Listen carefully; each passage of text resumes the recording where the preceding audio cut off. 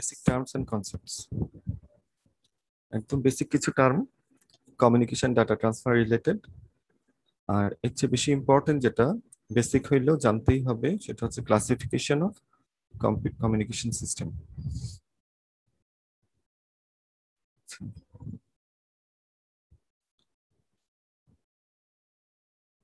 তো এখানে দুইটা মূল স্লাইডটাকে আমি আগের বার স্লাইডগুলোর মতো, গত স্লাইডের মতো এটাকেও একটু চেঞ্জ করেছি। মূল স্লাইডে যেরকম ছিল এখানে একটা অ্যাডিশনাল টাইটেল স্লাইড যোগ করেছি, যাতে তোমরা বুঝতে পারো যে আসলে এই স্লাইডে ছোট ছোট যে সমস্ত টপিক গুলো আছে সেগুলো কি। তো প্রথম ভাগে যেগুলো আছে সেগুলো একেবারেই বেসিক এবং আমি এগুলোকে বাদ দিব। এগুলো খুব ছোট এবং খুব বোরিং। তোমাদের হয়তো এটা একটা নর্মাল রুল হচ্ছে যে প্রথম 20 মিনিট একটা প্রেজেন্টেশনে ছেলেপেলেদের মানে স্টুডেন্টদের মাথাটা ঠিকমতো কাজ করে বা ওরা কিছুটা ইন্টারেস্ট পায় সাধারণত, কখনো কখনো এর চেয়ে কম সময় পায়, কিন্তু ইন জেনারেল। তো এই সময়টুকু তো আমি ইনফরমেশন যেগুলো প্রয়োজনীয় ইনফরমেশন সেগুলো তোমাদের সাথে শেয়ার করতে চাই। এটা সম্পর্কে এগুলো কি লেখা আছে আমরা স্লাইড 4 পাবো যে আসলে কমিউনিকেশনকে ডিফাইন করা হচ্ছে। কমিউনিকেশন মানে কি? The exchange, provision, transmission and reception of information. Exchange of information বললেই হয়, তারা নিজের ভাষায় আমরা বলতে পারি what are the basic components of communication system, the transmitted information itself, its sender and receiver, communication medium। এই হচ্ছে মোটামুটি বেসিক, যেগুলো খুবই সিম্পল ডেফিনিশন। সেই জন্য আমি খুব কশাসলি এই জায়গাটা বাদ দিয়ে যাচ্ছি।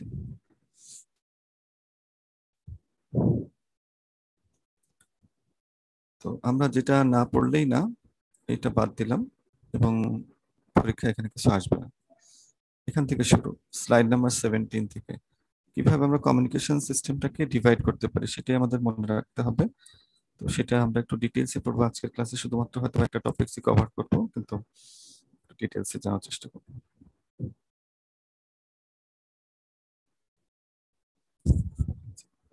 ক্লাসিফিকেশন অফ কমিউনিকেশন সিস্টেম, সেটা করার সময় ক্লাসিফাই করার সময় যে সমস্ত অ্যাসপেক্ট গুলা, যে সমস্ত বিষয়গুলো আমাদেরকে দেখতে হবে সেই সমস্ত বিষয়গুলো এখানে তুলে ধরা হচ্ছে। The following characteristics are essential regarding the practical implementation of computer networks. একটা কম্পিউটার নেটওয়ার্ক ইমপ্লিমেন্ট করার সময় প্র্যাকটিক্যালি আমাদের যে সমস্ত জিনিসগুলো জানতে হয় এটা কোন ক্যাটাগরিতে পড়তেছে, সে একই সাথে অনেকগুলো ক্যাটাগরিতে পড়তে পারে। তো সেগুলা আমরা একটু দেখি। Depending on the special extent, special কথাটা আসছে ফ্রম স্পেস। স্পেসে সে কতটুকু ডিস্ট্রিবিউটেড, একটা কতটুকু অঞ্চল জুড়ে তার ব্যাপ্তি, সেই জিনিসটা আসলে আমাদের স্পেসে তার ব্যাপ্তি কতটুকু সেটার উপর বেস করে আমরা এটাকে কখনো land, man, one. Land stands for local area network, man stands for metropolitan area network, W1। এটা আসলে বোঝায় ওয়ার্ল্ড এরিয়া নেটওয়ার্ক। তো এগুলো সম্পর্কে আমরা পরবর্তী স্লাইডে শিখবো। এরপরে হচ্ছে কিভাবে দুইটা ডিভাইস কমিউনিকেট করতেছে, ডাইরেক্টলি নাকি ইনডাইরেক্টলি। মাঝখানে কোনো সুইচিং ডিভাইস বা কোনো কেন্দ্রীয় ইনফ্রাস্ট্রাকচার আছে, যে একটা বেস ট্রান্সিভার সিস্টেম আছে।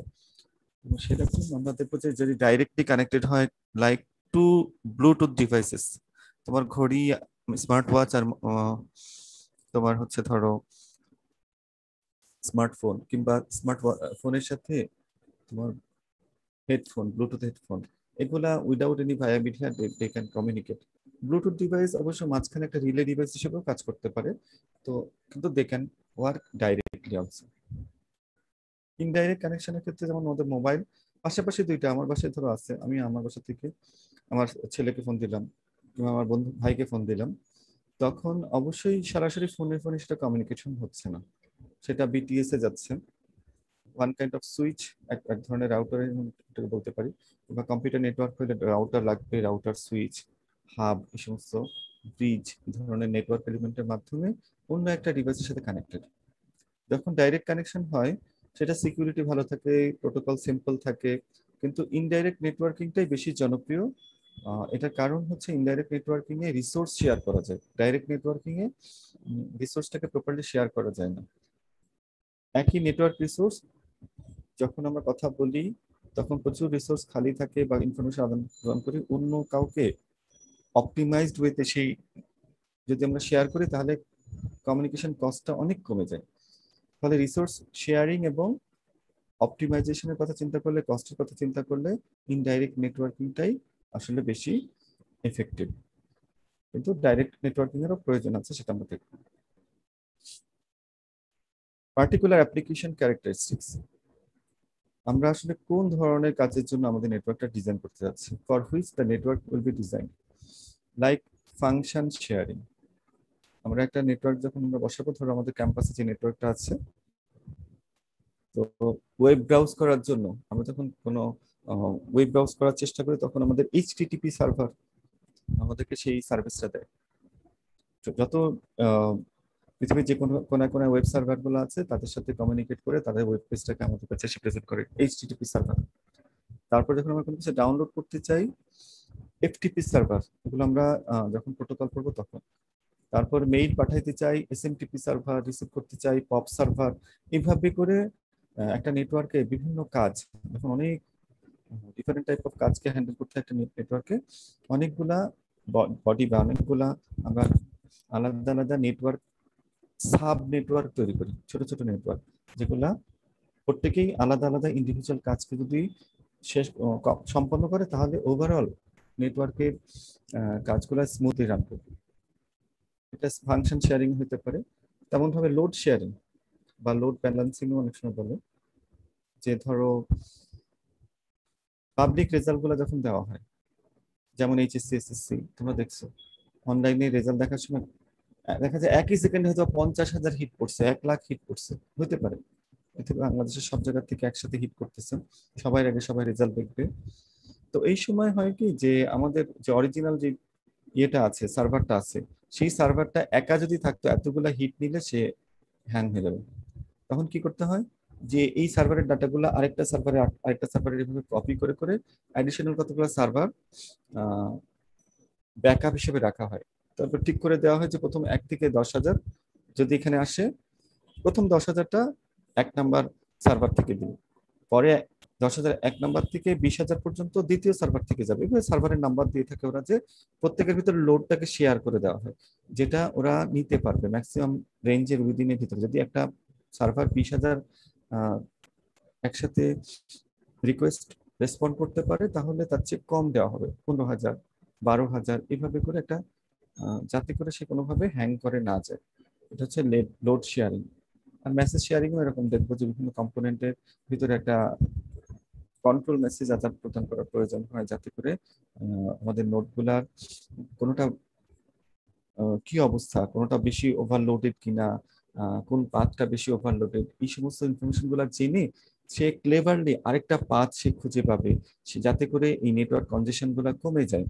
তো এই সমস্ত ইন্টারনাল মেসেজ শেয়ারিং এর জন্য আমাদের এরকম আলাদা একটা নেটওয়ার্ক থাকতে পারে। এই হলো আমাদের প্র্যাকটিক্যাল কোন কাজের জন্য আমি নেটওয়ার্কটা বানাচ্ছি। ডিগ্রি অফ হোমোজিনিটি, হোমোজিনিটি মানে হচ্ছে আমরা যে সমস্ত নেটওয়ার্ক এলিমেন্ট গুলাকে, যারা এখানে আমাদের পার্টিসিপেট করতেছে, সেন্ডার রিসিভার বা এন্ড ডিভাইস যেগুলো আছে, সেগুলোকে সবগুলো ল্যাপটপ, সেগুলোকে সবগুলা ডেস্কটপ বা ল্যাপটপ ডেস্কটপ, এগুলো আসলে একই টাইপের পিসি, নাকি এখানে কিছু মোবাইল আছে, তারপর কিছু অন্য ধরনের পিডিএ আছে, পার্সোনাল ডিজিটাল অ্যাসিস্ট্যান্স আছে, কিংবা এছাড়াও আরো এখন যখন আইওটি জামানা চলে আসছে তখন there will be some any electronic device, 65 billion electronic device throughout the world, তাদেরকে সবাইকে কানেক্ট করার জন্য আমরা আইওটি তে চেষ্টা করতেছি। In that case that will be a heterogeneous network. আর এমনিতেই আমাদের বাসায় যদি আমরা চিন্তা করি, আমরা যে নেটওয়ার্কটা মেনটেন করতেছি, দেখা যায় একটা ল্যাপটপ, একটা ডেস্কটপ, একটা মোবাইল, এইভাবে তারা কমিউনিকেট করতেছে, যেখানে বিভিন্ন রকম এন্টিটি আছে, বিভিন্ন রকম অপারেটিং সিস্টেম আছে। তো এটা হচ্ছে হেটারোজেনাস নেটওয়ার্ক। তো হোমোজেনাস নেটওয়ার্ক হলে এক ধরনের আমাদেরকে ডিজাইন ক্রাইটেরিয়া ফলো করতে হবে, হেটারোজেনাস হলে একটু ডিফারেন্ট করতে করতে হবে। তো সেগুলো আসলে আমরা আনঅ্যাওয়ার থাকি, বিশেষ করে এখন অপারেটিং সিস্টেম গুলো তারা অনেক বেশি স্মার্ট। কিন্তু আমাদের প্রথম থেকে যদি আমাদেরকে কনফিগারেশন করে দিতে হয়, তখন সেই জিনিসগুলো আমাদেরকে উল্লেখ করে দেওয়ার প্রয়োজন হয়। আচ্ছা, টার্গেটেড ইউজার গ্রুপ পাবলিক, যে কেউ অ্যাক্সেস করতে পারবে যদি ডোমিনের নেমটা জানা থাকে। যেখানে আমাদের ইনফরমেশনটা অ্যাক্সেস করতে হবে সেই ওয়েব পেজের অ্যাড্রেসটা জানা থাকলে সে অ্যাক্সেস করতে পারবে। কিন্তু নন পাবলিক বা প্রাইভেট অ্যাক্সেসের ক্ষেত্রে সেটা হবে না, কারো স্পেসিফিক গ্রুপের জন্য সেটা। তো একটা অথরিটি থাকতে হবে। ব্যাংকের যারা ইন্টারনেট নিজস্ব নেটওয়ার্ক, একটা ব্যাংকেরই বিভিন্ন ব্রাঞ্চের গুলোর ভিতরে নেটওয়ার্ক, তারপরে ডিফেন্সের নেটওয়ার্ক, এইভাবে বিভিন্ন অফিসের নিজস্ব নেটওয়ার্ক, এগুলা সবাই তাদের অ্যাড্রেস জানা থাকলেও সেখান থেকে কোনো ইনফরমেশন ফাইল নিতে পারবে না, শেয়ার করতে পারবে না, কিছু করতে পারবে না। তো দ্যাট ইজ আমরা আসলে কোন ধরনের নেটওয়ার্ক চাই, সেখানে কি ধরনের সিকিউরিটি দিতে হবে, কি ধরনের অথরাইজেশন, কতটুকু রিসোর্স একজন ইউজ করতে হবে, সেখানে একটা টার্ম চলে আসবে অথরাইজেশন, সেটা আমরা পরে শিখবো। এরপর হচ্ছে ট্রান্সমিশন ক্যাপাসিটি বা bandwidth. Bandwidth of the network, এটা আইদার হতে পারে ন্যারো ব্যান্ড অথবা ইট মে বি ব্রডব্যান্ড। এই জায়গাটা এসে আমি একটু পজ নেই সাধারণত, যে ব্যান্ডউইথ সম্পর্কে একটু তোমাদের কিছু কনসেপশনটা ক্লিয়ার করা দরকার। যে কারণ এই টার্মটা তোমরা প্রায় শুনে থাকো। তো ব্যান্ডউইথের একক কি?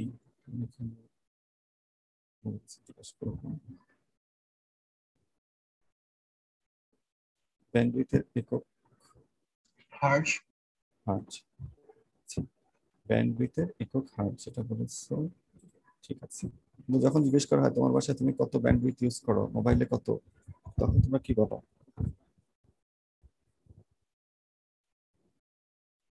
এত হার্জ ইউজ করি তাই বলো? স্যার বিট পার সেকেন্ড মানে বিট হিসেবে ইউজ করি আমরা, মেগাবাইট বা হ্যাঁ হ্যাঁ, তোমরা যখন বলো তখন বলো আমি 5 Mbps লাইন ইউজ করি, 2 Mbps লাইন ইউজ করি, তাই না? তো ব্যান্ডউইথ বলতেছি, আবার দুইটা টার্ম চলে আসছে, একটা হচ্ছে ব্রডব্যান্ড, একটা ন্যারো ব্যান্ড। এই টার্মগুলো তোমাদের ভাইভাতে, এবং তোমাদের আসলে এখন ভাইবার জন্য ঠিক না, তোমাদেরকে এই টার্মগুলো খুব বেশি জানতে হবে। তোমরা যেই ইঞ্জিনিয়ারই হও না কেন, ধরো এখন আইওটি ইয়েতে তো তোমাদের এগুলো সম্পর্কে খুব ভালো একটা ধারণা থাকতে হবে। কোন সিগন্যালের ব্যান্ডউইথ কত হয়, কোন চ্যানেল আমরা ইউজ করতে পারি, সেটা ন্যারো ব্যান্ড হবে নাকি ব্রডব্যান্ড হবে, এই সমস্ত কনসেপ্ট গুলো। তো চ্যানেলে ব্যান্ডউইথটা বাই ডেফিনিশন এটা আসলে এরকম যে একটা রেঞ্জ অফ ফ্রিকোয়েন্সি, এটা লোয়ার রেঞ্জের থেকে আমরা একটা হায়ার রেঞ্জ পর্যন্ত। So it should be by definition it should be in hertz. কিন্তু আমরা আসলে প্র্যাকটিক্যালি যেটা ইউজ করি that is not in hertz. এই পার্থক্যটা কেন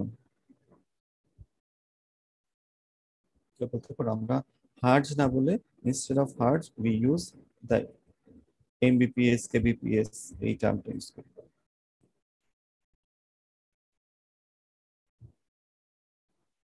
এদের মিলটা কি? অ্যানালগ ব্যান্ডউইথের সাথে কি কোনো ভুল নাকি ঠিকই আছে? কোনো এটা কোনো এক্সপ্লেনেশন আছে কেউ বলতে পারো? ব্যান্ডউইথকে এমবিপিএস কেবিপিএস বলাটা কি ভুল নাকি ঠিকই আছে? কনফিউজ হয়ে গেছে তাই না? অথবা বলছে স্যার এত সহজ জিনিস আমরা বলি না। আচ্ছা, এনিওয়ে, এটার উত্তরটা আমি বলি কিছুটা এভাবে, যে তোমরা শ্যাননস ক্যাপাসিটির কথাটা শুনছো কখনো? তোমরা তো কোর্স আছো, এটা জানা লাগবে শ্যাননস ক্যাপাসিটি। কমিউনিকেশন থিওরিতে কোনো এক সময় পড়ছো, হয়তো এখন মনে নাই, 3-2 তে পড়ছো অনেক দিন আগে। তো অনেক বড়, অনেক গ্যাপে গ্যাপে আমাদের ক্লাসগুলো হয়। এই ধরনের একটা ইকুয়েশন কখনো চোখে পড়ছে কি?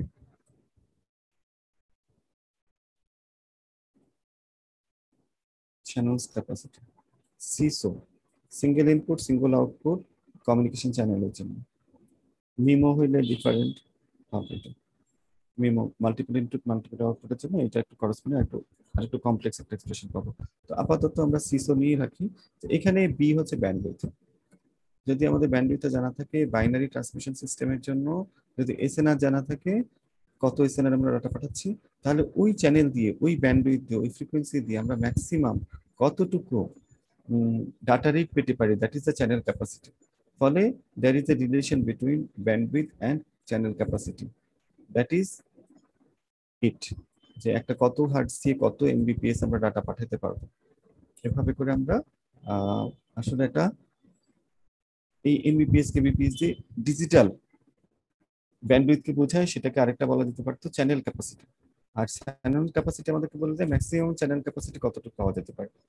সো ব্যান্ডউইথকে এমবিপিএস বিপিএস বললেও সেটা ভুল না, কিন্তু সেটা আমরা আসলে in terms of channel capacity বলে থাকি। এখন আসলে যে ন্যারো ব্যান্ড আর ব্রডব্যান্ড, এই টার্মটা কি? যখন ন্যারো ব্যান্ড আসে তখন বুঝতে হবে যে ব্যান্ডউইথটা less than or equal to particular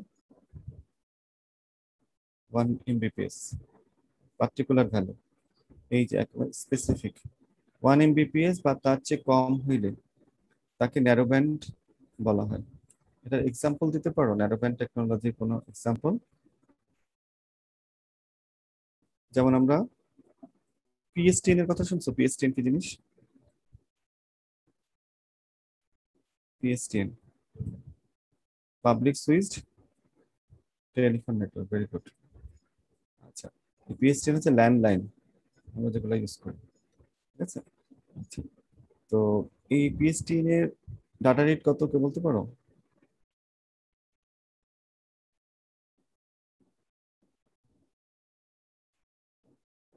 কত ডাটা রেট, এটা চ্যানেল ব্যান্ডউইথ কত টেলিফোন লাইনের, শুধু যদি আমি জিজ্ঞেস করি।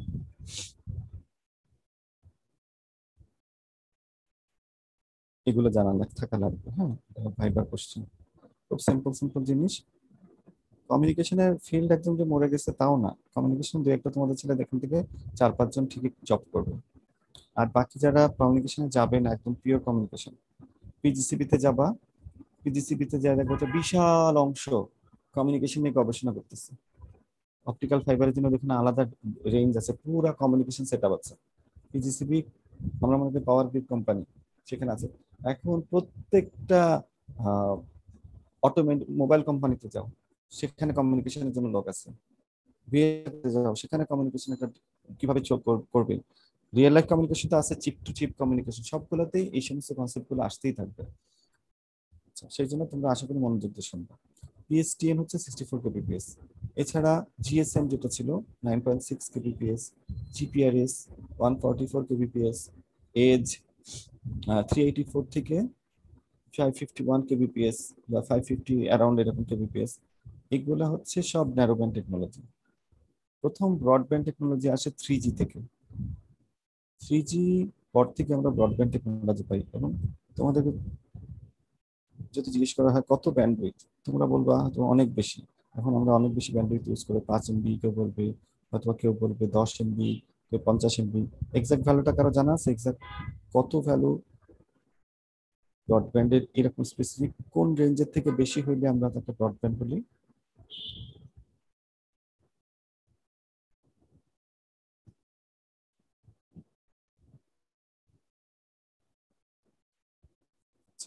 সেটা হচ্ছে 2 Mbps।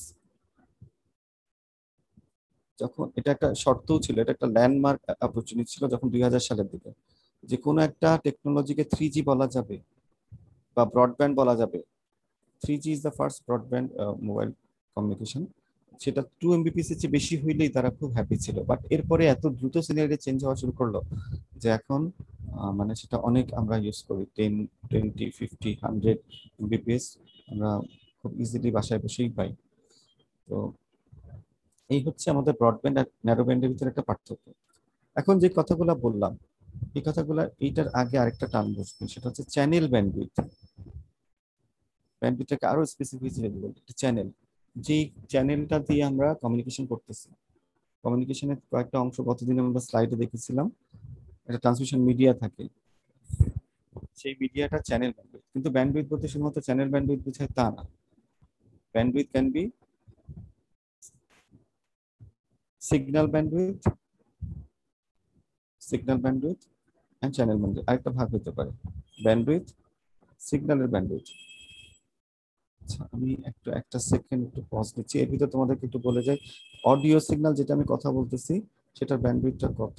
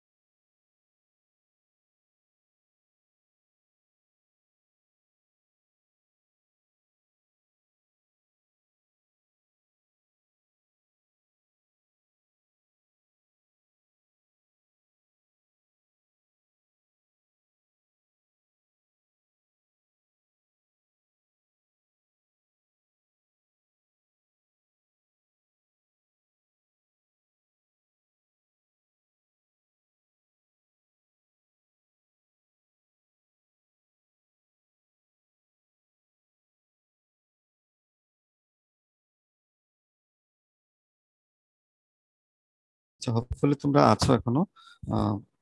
ব্যান্ডউইথ আরেকটা জিনিস যেটা বেশি, আরো একটা ইম্পর্টেন্ট টার্ম, সেটা হচ্ছে সিগন্যালের ব্যান্ডউইথ। আমরা কোন চ্যানেল দিয়ে কোন সিগন্যাল পাঠাবো। তো সিগন্যাল যখন আমরা বলি, যে আমি স্পিচ সিগন্যালটা বলতেছি, কারো কি জানা আছে স্পিচ সিগন্যালের ব্যান্ডউইথ কত? স্পিচ 20 হার্টজ থেকে 20 কিলোহার্টজ। কি বললা, আরেকবার বলো প্লিজ। 20 হার্টজ থেকে 20 কিলোহার্টজ। 20 kilo hertz. আচ্ছা, শাহরুখ, এরপরে বলো, আর কিছু বলবে কেউ নাকি সবাই এটার সাথে একমত? ভুল হইলেও এখানেই ও ও যেটা বলছে স্যার ওইটা হলো স্যার আপনার আমরা হিয়ারেবল যে রেঞ্জটা আছে আমরা এটা হিয়ার করতে পারি, আমাদের থ্যাংক কান ইউ, করতে পারে। Thank you, very good, thank কিন্তু ইউ। আমরা যেটা বলি সেটা বেসিক্যালি 50 হার্টজ থেকে 10 কিলোহার্টজ এর মধ্যে থাকে। আচ্ছা, তোমরা বেশ ভালোই বলছো, থ্যাংক ইউ। রোল 15, আর কি যেন লাস্টে বললাম, এই। আচ্ছা, আর শাহরুখ তোমাকেও ধন্যবাদ। তুমি যে বলছো এটা নিয়ে তুমি ইয়ে হয়েও না, মানে এটা খুব কনফিউশন হয়, যেহেতু তোমাদের প্রত্যেকদিন এই টপিকগুলো আসে না। কিন্তু এই যে একবার বলছো তুমি, ভুল হয়েছে তোমাদের, তোমার বন্ধুদের কাছে মনে হলো যে আমি তো ছোট হয়ে গেলাম, কিন্তু এই ভুলটা তোমার জীবনে কোনো ক্ষতি বয়ে আনবে না। কিন্তু এই ভুলটা তুমি এখানে না করলে আরেক জায়গায় করতে, এটা হচ্ছে ইন্টারভিউ বোর্ডে, তখন তখন কিন্তু একটা ক্ষতি হতো। সেই জন্য তোমরা মুখ খুলবা। অন্যদের বন্ধুদের কাছে ছোট হলে কোনো কিছু আসে যায় না, বা টিচারের কিছু মনে করলেও কিছু আসে যায় না। কিন্তু এই ভুলটা ভাঙবে, আসমিল্লা ছেলেদের এই জিনিসটা আমরা ভাঙাইতে চেষ্টা করতেছি, যে তারা কমিউনিকেট করে না, কিন্তু না বলতে থাকলে ভুলগুলোও ভাঙবে না। তো এই যে এখানে একটা ডিসকাশন হলো ছোট, আহ, তোমাদের পার্টিসিপেন্ট থাকলো, তোমরা অনেক কিছুই সেখান থেকে জানলা। তো বেসিক আমরা আসলে আরো একদম স্পেসিফিক এই টার্মগুলো হয়তো তোমরা শুনে থাকবা। 300 থেকে 3400 কিলো হার্জ, আগেকার দিনে আমরা এরকমই নিতাম পিএসটিএনএ বা ল্যান্ড ফোনে বা মোবাইল কমিউনিকেশনে। আর যখন ব্যান্ডউইথ কম ছিল, ন্যারো ব্যান্ডের যুগে আমরা 3400 হার্টজ পর্যন্ত এই রেঞ্জে স্পিচ সিগন্যালকে রাখতাম। এখন এটাতে একটা সমস্যা হয় কি, যে ধরো খুব তীক্ষ্ণ গলার যারা আছে, খুব বাচ্চা, ধরো তুমি বিদেশ থেকে ফোন করতেছো, বাচ্চার গলাটা, নিজের বাচ্চার গলাটা চিনতে পারতেছো না, তো সেটা শুনতে ভালো লাগবে? লাগবে না। অথবা খুব তীক্ষ্ণ স্বরের কোনো মহিলা যদি থাকে, খুব তাদের গলাটাও এই রেঞ্জে পড়ে না, কিন্তু আমাদের সাধারণত বেশি, ইন জেনারেল বাকি মানুষদের গলাটা এই রেঞ্জে পড়ে। যেহেতু এখন ব্যান্ডউইথ বেড়ে গেছে, সেই জন্য আমরা কি করি, যে এর চেয়ে বেশি সাধারণত স্পিচের জন্য ওরা যেটা বলেছে, যে আসলে আমরা এরকম ইনফ্যাক্ট 50 থেকেই আমরা শুরু করতে পারি, বাস সিগন্যাল বলে বা 100 হার্টজ থেকে শুরু করে আমরা 10 কিলো হার্টজ পর্যন্ত নিয়ে নিতে পারি সিগন্যাল গুলোকে। এটা হচ্ছে স্পিচের জন্য। আবার এখন মোবাইলে মানুষ এক জায়গা থেকে আরেক জায়গায় অনেক ইনফরমেশনও কালেক্ট করে না। ধরো একটা জেনারেটর চলতেছে, জেনারেটরের নয়েজ গুলা শোনাচ্ছে, যে একজন এক্সপার্ট, অনেকে আছে এখন এরকম লেভেলের এক্সপার্টও আছে, সাউন্ড শুনে বলতে পারো যে কোথায় প্রবলেম হচ্ছে। ফোন দিয়ে শুধু যে কথা শুনে তা না, এখন সাউন্ডও পাঠায়। সেই জন্য আসলে আহ শাহরুখ যে কথাটা বলছে সেটাও একদম ফেলে দেওয়া যায় না, যে আমরা আলটিমেটলি যখন ডিজাইন করি কখনো কখনো স্পেশাল পারপাজে আমরা 20 থেকে পুরো অডিবল হিয়ারিং রেঞ্জের এই সিগন্যালটাকে আমরা নিই, কিন্তু এটাকে আমরা বলবো না যে আসলে স্পিচের ব্যান্ডউইথ। এটা হচ্ছে আমরা অন্য সাউন্ড গুলা মিউজিক বা অন্য কোনো সাউন্ডকে নিতে হলে, স্পিচ বলতে হলে 300 থেকে 3400 হার্জ, এটা সবচেয়ে বেশি পপুলার এই কথাটা, কিংবা তোমরা বলবা 0 থেকে 10 কিলো হার্জ পর্যন্ত। তো আরেকটা জিনিসও প্রচলিত 0 থেকে 4 কিলো হার্জ। তো এটা একদম মিনিমাম, এটা তো সবচেয়ে স্ট্যান্ডার্ড ভ্যালু। এই ভ্যালুটা থেকে তোমরা ইউজ করবা, যে যারা এই ফিল্ডে কাজ করে তারা এটার সাথে পরিচিত। বাকি কথাগুলো বলার সুযোগ আসলে তখন বলবা যে এটাই কি সবসময় এরকম থাকে কিনা, একটু চেঞ্জ হয় কিনা, কেন এটা। তো সেটার উপরে বেস করে আমরা আসলে, তোমরা যখন আরো কমিউনিকেশন সিস্টেম পড়ছো, আচ্ছা ওদিকে আর বেশি যাব না আজকে। এই 64 কেবিপিএস টা এখান থেকেই আসছে। 64 কেবিপিএস এটাকে ম্যাক্সিমাম যে ফ্রিকোয়েন্সিটা আছে সেটার থেকে আমরা কি করি, 8 কিলো হার্জ এটাকে স্যাম্পল করতে হয়, নাইকুইস রেটে স্যাম্পল করতে হলে 8 কিলো হার্জে। আর 8 কিলো হার্জে প্রত্যেকটা স্যাম্পল মানে প্রতি সেকেন্ডে 8000 স্যাম্পল থাকে। তো 8000 স্যাম্পলের প্রত্যেকটা স্যাম্পলকে যদি আমি 8 বিট দিয়ে রিপ্রেজেন্ট করি, তাহলে আমাদের কতগুলো আসতেছে, আমাদের প্রত্যেকটা স্যাম্পলকে যদি আমরা 8 বিট দিয়ে রিপ্রেজেন্ট করি, 8 ইন্টু 8000, 8000টা কোথায় আসলো, এক সেকেন্ডে 8000টা স্যাম্পল নিয়ে কাজ করতেছি, আর প্রত্যেকটা স্যাম্পল 8 বিটের। সেখান থেকে আসলে 64 কেবিপিএস এই টার্মটা আসে, যে ভয়েস কমিউনিকেশনের জন্য you need to have 64 kbps data rate. এর চেয়ে কমে কেমনে হয়, যখন আমরা কম্প্রেশন ইউজ করতে পারি, যেটা জিএসএম এ হয় 9.6 দিয়ে পাওয়া সম্ভব বটে। এখানে আমরা, এখানে ফরম্যাটটা হচ্ছে ওয়াব ফরম্যাট। এগুলো খুব মজার বিষয়, আজকে ক্লাসটা জাস্ট একটু কিছু কিছু ইনফরমেশন শেয়ার করার জন্য। আর 9.6 কেবিপিএস দিয়ে এটা সম্ভব, তখন এটা কম্প্রেসড ফর্ম, যেগুলো আমরা প্র্যাকটিক্যাল জিনিসগুলো আমরা দেখতেছি। পিএসটি নিয়ে কোনো কম্প্রেশন হয় না, so we get the best quality, ল্যান্ডলাইনে সবচেয়ে ভালো শোনা যায়। 9.6 যেটা, সেটা হচ্ছে AMR, adaptive modulation and multiplexing. এভাবে করে আমরা এএমআর নামে একটা ফরম্যাট আমরা ইউজ করে থাকি। সেখানে সেলফ ইউজ করা হয়, কিউ সেলফ ইউজ করা হয়, এই ধরনের কোডিং স্কিমগুলো ইউজ করা হয়, সেগুলো আমরা শিখবো। তো যেখানে ছিলাম আমি আবার ব্যান্ডউইথ, আমার পুরা আছে ক্লাসের ফোকাসটা ছিল আমি ব্যান্ডউইথে তোমাদের সাথে শিখাবো।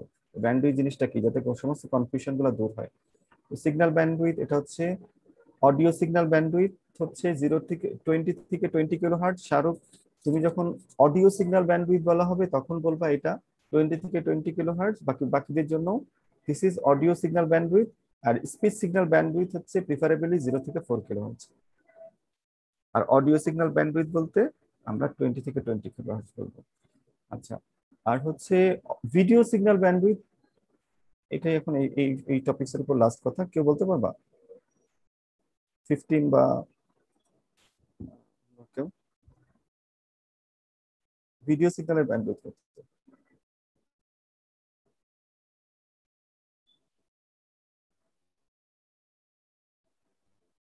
আচ্ছা, এটা নেক্সট ক্লাসে তোমাদেরকে বলবো, ঠিক আছে? আচ্ছা, তোমরা যখন চেঞ্জ করো, টিউন করো রিমোটের, কতক্ষণ পর পরে চ্যানেলগুলো আসে, কত মেগাহার্টজ পর পর সেটাও একটু খেয়াল করলেও বুঝতে পারবা। তো এনিওয়ে, এটা একটু খুঁজে দেখবা যে ভিডিও এগুলো লাগবে, ভিডিও ব্যান্ডউইথটা কত, অডিও ব্যান্ডউইথ কত। কেন লাগবে? কেন লাগবে হচ্ছে কোনো একটা ডিভাইস থেকে যদি তুমি সাউন্ড নিতে চাও, ভিডিও নিয়ে অন্য জায়গায় পাঠাতে চাও, তাহলে টোটাল কত ব্যান্ডউইথে তোমার ইনফরমেশন জেনারেট করতে হবে, সেগুলো তুমি জেনে ওই চ্যানেল দিয়ে ওইটা সাপোর্ট করতে পারে সেই চ্যানেল কে তোমাকে চুজ করে নিতে হবে। সেই জন্য এগুলো আমাদের ডিজাইনের অংশ, ইঞ্জিনিয়ারদের এই সমস্ত জিনিসগুলো জানতে হবে। তো সেই জন্য আমরা ভিডিও অডিও এই দুইটার এগুলাতে বেশি ব্যান্ডউইথ লাগে, সেগুলো ব্যান্ডউইথ গুলো কত হবে সেটা আমরা জেনে নেব। যেখানে ছিলাম আবার সেখানে ফেরত যাই। এই পড়াটা এখানে থাকলো, আমরা যেটা পড়াচ্ছিলাম সেখানে যে ক্লাসিফিকেশন গুলো, বাকি জিনিসগুলো খুব দ্রুত আমরা দেখে যাই একবার। যে technical transmission concept, broadcast, one to all, আর পয়েন্ট টু পয়েন্ট মানে একজনের থেকে একজনের কাছেই যাবে। অপারেটর টাইপ প্রাইভেট হইতে পারে অথবা পাবলিক হইতে পারে। এবার আমরা একটু সামনে যদি যাই, তাহলে আমরা দেখবো স্পেশাল কনটেক্সট একটা টেবিল দিলেই আমরা বুঝতে পারবো ল্যান্ডম্যান ওয়ানের কনসেপ্টটা। এই টেবিলটা আমরা একটু দেখে যাই। তো এই টেবিলে আমরা দেখতে পাচ্ছি যখন নেটওয়ার্কে যাদের ভিতর কমিউনিকেশন হচ্ছে, সেই কমিউনিকেটিং পার্টিগুলা, সেই কমিউনিকেটিং যে এন্টিটি গুলো আছে সেগুলা কি, সেগুলো আসলে এক একটা অনবোর্ড একটা সিস্টেম অন চিপ বা সিস্টেম অন বোর্ড, এসওসি, তোমরা এই কথাটা শুনবা, এসওবি, সিস্টেম অন চিপ। এদের ভিতরে যে কমিউনিকেশনটা আছে মাল্টিপ্রসেসর সিস্টেমে, দুইটা প্রসেসর একজন একজনের সঙ্গে কমিউনিকেট করতেছে, তো এদের দূরত্বটা ম্যাক্সিমাম হতে পারে 0.1 মিটার মতো, 100 সেন্টিমিটার এই ধরনের। তো সেই ক্ষেত্রে আমরা এটাকে একটা নেটওয়ার্ক হিসেবে চিন্তা করতে মাল্টিপ্রসেসর সিস্টেম অথবা মাল্টিপ্রসেসর ক্লাস্টার। এখানে অনেকগুলা সিপিইউ আছে, যেমন আগেকার দিনে মেইন ফ্রেম বা সুপার কম্পিউটার গুলাতে ছিল যে they have so many processor working together to achieve a certain task. তো সেই ক্ষেত্রে আমরা দেখতে পাবো যে মোটামুটি 1 মিটারের ভিতরে সমস্ত মাল্টিপ্রসেসর গুলো বা প্রসেসর গুলো আছে। এরপরে দেখো এগুলো হচ্ছে সবগুলাই সিস্টেমের ভিতরে যে সমস্ত চিপ লেভেলে কমিউনিকেশন, চিপ লেভেলে মাল্টি প্রসেসর গুলো, এনটিটি গুলো হচ্ছে মাইক্রোপ্রসেসর। কখনো একই বোর্ডের উপরে, একই মাদার বোর্ডের উপরে, কখনো different type of mother board, এটা হচ্ছে different type of mother board. এরপরে যেটা একটু হচ্ছে আরো বেশি ব্যাপ্তি বেশি, সেটা হচ্ছে পার্সোনাল এরিয়া নেটওয়ার্ক। একটা রুম, আমাদের রুমগুলো হয়তো 10 মিটার হয় না, কিন্তু হল রুম, কত বড় একটা কনভেনশন হল, সেখানে আমরা দেখতে পাবো যে 10 মিটার পর্যন্ত এটা রেঞ্জ হতে পারে। হ্যাঁ, এগুলো একদম ফিক্সড না, কোনো জায়গায় কোনো কোনো বইতে 2 মিটার, কোনো বইতে এরকম 5 মিটার, কোনো 10 মিটার, এইভাবে আমরা এটা কাছাকাছি একটা। মূল কথা হচ্ছে একজন পার্সনের আন্ডারে যে সমস্ত ডিভাইস গুলো থাকে, যেমন ব্লুটুথ ডিভাইস আমি ইউজ করতেছি, আমার ঘরে একটা ল্যাপটপ আছে, এটা আমরা পরের স্লাইডে দেখলেই বুঝতে পারবো। কিংবা একটা কম্পিউটারের সঙ্গে যতগুলো ডিভাইস ইন্টারঅ্যাক্ট করতেছে সেগুলোর উপরে বেস করে এটার দূরত্বটা ঠিক হয়। লোকাল এরিয়া নেটওয়ার্ক, এটা 100 মিটার বিল্ডিং হতে পারে কিংবা অনেক বড় ক্যাম্পাস, 1 কিলোমিটার ক্যাম্পাস, সেটা জুড়ে যত নেটওয়ার্ক আছে। এখানে মেইন জিনিস যেটা, এটা হচ্ছে ইন্ট্রা নেটওয়ার্ক, এখানে বাইরের কোনো আমাদের সাহায্য দরকার হয়নি, আসলে নিজস্ব নেটওয়ার্ক, কোনো একটা ইউনিভার্সিটির নিজস্ব নেটওয়ার্ক, সেটা হচ্ছে লোকাল এরিয়া নেটওয়ার্ক। ঠিক আছে, আচ্ছা, এখানে বাইরের কোনো সাহায্যের প্রয়োজন হয় না, বাইরের কোনো সুইচিং কোম্পানি অন্য কোনো নেটওয়ার্কের সাথে তারা নিজেদের ডিভাইস নিজেরাই তার টেনে কমিউনিকেশনটা মেনটেন করে। কিন্তু যদি এরকম হয়, আসানুল্লাহর অনেকগুলো ক্যাম্পাস আছে, একটা ধানমন্ডিতে, একটা উত্তরা, একটা যাত্রাবাড়ি, একটা তারপরে ধরো বনশ্রী, এভাবে বিভিন্ন জায়গায় ছড়ানো, সিটির ভিতরে 10 কিলোমিটার দূরে দূরে মতো বা এরকম একটা রেঞ্জে, তখন কি করতে হয়, তখন এদের লোকাল নেটওয়ার্ক গুলাকে আবার কানেক্ট করতে হয়। এই কানেক্ট করার সময় দেখা যায় যে হয়তোবা তার নিজস্ব নেটওয়ার্ক না, আইসিএক্স কোম্পানি যারা ইন্টারকানেকশন দেয়, এই ধরনের কতগুলো কোম্পানি আছে, আইসিএক্স কোম্পানি, তাদের সাহায্য নিয়ে, কোনো টেলিফোন কোম্পানির সাহায্য নিয়ে তাদের লাইনকে লিজ করে আমরা এদের ভিতরে একটা কমিউনিকেশন তৈরি করে দিলাম, যেটা নেটওয়ার্কটার ব্যাপ্তি আরো ছড়িয়ে দিল। এটা হচ্ছে মেট্রোপলিটন এরিয়া নেটওয়ার্ক। এরপরে হতে পারে যেমন মোবাইল ফোনগুলা পুরা দেশের জন্য একটা নেট, এক দেশ এক নেটওয়ার্ক, এরকম। কিংবা একটা কন্টিনেন্টেও যদি পুরা কন্টিনেন্টে ওই অপারেটরটার কভারেজ থাকে, তাহলে রোমিং ফিচার দেখা যাবে যে সে যেখানেই যাচ্ছে ওই ফোনটা নিয়ে যাচ্ছে, তাকে সে রিচ করা যাচ্ছে। আমরা যখন অনেকে তোমরা বাইরে যাওয়ার সময় এই কাজটা করো যে রোমিং ফিচারটা অন করে যাও, কিছু একটা সিস্টেম আছে এরকম করে, তাহলে সে পুরা কন্টিনেন্টে সেই সার্ভিসটা পাচ্ছে, ইভেন ওয়ার্ল্ড ওয়াইডও এটা করা সম্ভব। আর সবচেয়ে বেশি পরিব্যাপ্ত নেটওয়ার্ক ওয়ার্ল্ড ওয়াইড, সেটা হচ্ছে ইন্টারনেট। 10,000 কিলোমিটার হোল প্ল্যানেটে এটা ছড়ায় থাকে। তো এই হচ্ছে আমাদের একটা বেসিক আইডিয়া কমিউনিকেশন সিস্টেমের এক্সটেন্ট অনুযায়ী, স্পেশাল এক্সটেন্ট অনুযায়ী তাদেরকে কিভাবে ভাগ করা যায়। আর একটু ডিটেলস আমরা পড়বো কিছু। এই স্লাইডটা অরিজিনাল ইয়েতে আছে, আগের স্লাইডটা, কিন্তু আমি এখানে আবার কিছু এক্সট্রা স্লাইড যোগ করেছি ক্লারিফিকেশনের জন্য। এইগুলা পরীক্ষায় যেগুলো এক্সারসাইজ দিয়েছি, এগুলা অবশ্যই পরীক্ষায় থাকবে না, কিন্তু তোমরা দেখবা যে এগুলাতে কমপ্লেক্সিটি বাড়ে নাই, বরং তোমরা হয়তো দেখে ছবিটা দেখে মনে রাখবা যে কারা পার্সোনাল এরিয়া নেটওয়ার্কের, একটা কম্পিউটারের সাথে যে সমস্ত পেরিফেরালস গুলো কানেক্টেড আছে তাদের নেটওয়ার্ক, সেটা হচ্ছে একটা পার্সোনাল এরিয়া নেটওয়ার্ক। একটা মানুষের তার যতগুলো ডিভাইস আছে, সে যতগুলো ডিভাইস ইউজ করে, তাদেরকে সে একটা জায়গায় বসে, একটা ঘরে বসে সে অন্য ঘরের একটা প্রিন্টারকে ইউজ করতেছে, অন্য ঘরে একটা ল্যাপটপে ডাটা পাঠিয়ে দিচ্ছে, অন্য ঘরে ধরো একটা মিউজিক সিস্টেম আছে, বা এখন যে অ্যালেক্সার মতো বিভিন্ন রকম সিস্টেম আছে, সেরকম সিস্টেমকে সে কন্ট্রোল করতেছে। তো all this are under a control of a single person, a single individual, that is a personal area network. হ্যাঁ, এবং সবচেয়ে তাদের একটা চমৎকার ফিচার হচ্ছে দে আর অ্যাড হক। অ্যাড হক মানে কি? অ্যাড হক মানে হচ্ছে নেটওয়ার্ক গুলো এরকম হয়, দুই ধরনের ওয়্যারলেস নেটওয়ার্ক হয়। একটা হচ্ছে অন ডিমান্ড অ্যাড হকের আরেকটা কথা বলছে, যখন প্রয়োজন তখন, যখন প্রয়োজন নাই তো নাই। এরা সবসময় কানেক্টেড না অ্যাড হক। আর ইনফ্রাস্ট্রাকচার নেটওয়ার্কের আরেকটা, এটা ছাড়া আরেকটা নেটওয়ার্ক হতে পারে ইনফ্রাস্ট্রাকচার নেটওয়ার্ক। ইনফ্রাস্ট্রাকচার নেটওয়ার্কে there should be fixed station.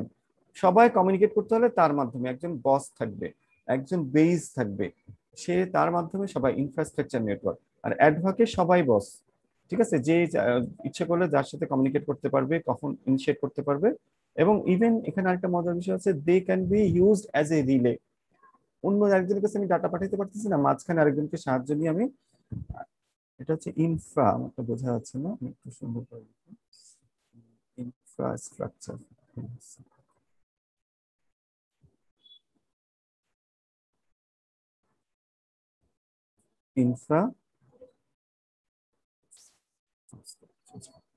Infrastructure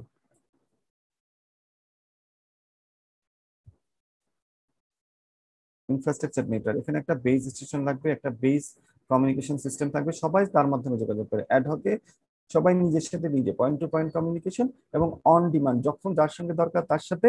এবং they can be also use as a relay like Bluetooth device গুলোর ভিতরে। তো এই হচ্ছে পার্সোনাল এরিয়া নেটওয়ার্কের একটা বৈশিষ্ট্য। এরপর আমরা খুব দ্রুত পরেরটাতে যাই। এই ছবি, একটা ছবিতে বাকি সবগুলা দেওয়া আছে। প্যানটা দেখতে পাচ্ছ ছোট্ট এই জায়গাটার ভিতরে পার্সোনাল এরিয়া, একটা মানুষের, একটা পার্সনের আন্ডারে যে সমস্ত ডিভাইস গুলো আছে সেটা, তার ব্যাপ্তি আমরা ধরে নিয়েছিলাম 10 মিটার ম্যাক্সিমাম হবে। এই এর চেয়ে বেশি ব্যাপ্তি হচ্ছে ল্যান। ল্যান তোমরা দেখতে পাচ্ছ, ল্যান। এটা আমরা সাধারণত ধরে নিয়েছিলাম, ওখানে তোমাদেরকে বলা হয়েছিল যে এটা হতে পারে ল্যান আমরা 1 কিলোমিটার পর্যন্ত নিতে পারি, তাই না? তো এখানে আমরা দেখতে পাবো যে 1 কিলোমিটার পর্যন্ত ল্যান আছে। আর ম্যানকে আমরা বলেছিলাম যে 10 কিলোমিটার পর্যন্ত। এখানে আমরা দেখতে পাচ্ছি যে ম্যান আসলে এরকম 2 কিলোমিটার থেকে শুরু হয়, ইভেন 50 কিলোমিটার পর্যন্ত হতে পারে। এটা বইতে বই ভ্যারি করতে পারে, সিটির সাইজ অনুসারে ভ্যারি করতে পারে। তো মেট্রোপলিটন এরিয়া নেটওয়ার্ক হচ্ছে একটা সিটির ভিতরে সমস্ত জায়গা যাতে কভার করে। এবার সিটির এরিয়া শেষ হয়ে গেলে তারপরেও জায়গা কভার দিতে হলে we need to have some one, এবং পুরো দেশকে কভার করার জন্য ওয়ান দরকার। সেই সমস্ত টেকনোলজি গুলো আছে এটা। আর ল্যান ম্যান ওয়ানের জন্য আমরা এই ধরনের টেকনোলজি গুলো ইউজ করি। ম্যানের ক্ষেত্রে আরেকটা জিনিস চলে আসবে, সেটা হচ্ছে fibre glass technology, fibre optic technology. তো সেগুলোও আমাদের এখানে চলে আসে, কারণ অনেক দূরে দূরে তো, যদি একই স্পিডের কেবল ইউজ করি তাহলে আমাদের সময় বেশি লেগে যাবে। তো এই হচ্ছে বেসিক কনসেপ্ট গুলো। এগুলো অ্যাডিশনাল একটা স্লাইড যোগ করা হয়েছে। মূল স্লাইডটাতে এই ইনফরমেশন গুলো তোমাদেরকে দেওয়া আছে, এখানে যেটা দেওয়া আছে এটা জানলেই চলবে। লোকাল এরিয়া নেটওয়ার্ক কি জিনিস? The local area network range extends from individual room to entire floor and multiple building complexes, whereby it is rare that more than one individual piece of property is networked via a LAN technology. এটার মানে হচ্ছে যে এই একটা LAN নেটওয়ার্কে অনেকগুলো authority হতে পারে না। আহসানুল্লাহ নিজস্ব একটা ল্যান, এটা আহসানুল্লাহ আর সমকাল অফিস মিলাই বা মিল্ক বিটা মিলাই একটা ল্যান, এরকম হয় না। এটার ল্যান বলতে একজন, একটা অথরিটি এটা ওন করে এটা সমস্ত ডিভাইস গুলো। আচ্ছা, মেট্রোপলিটন এরিয়া নেটওয়ার্ক। এই metropolitan area network is a broadband communication system. Network is usually based on fibre glass technology, because এরা অনেক দূর পর্যন্ত 50 কিলোমিটার পর্যন্ত ব্যাপ্তি হতে পারে। Its primary implementation is to link the most important office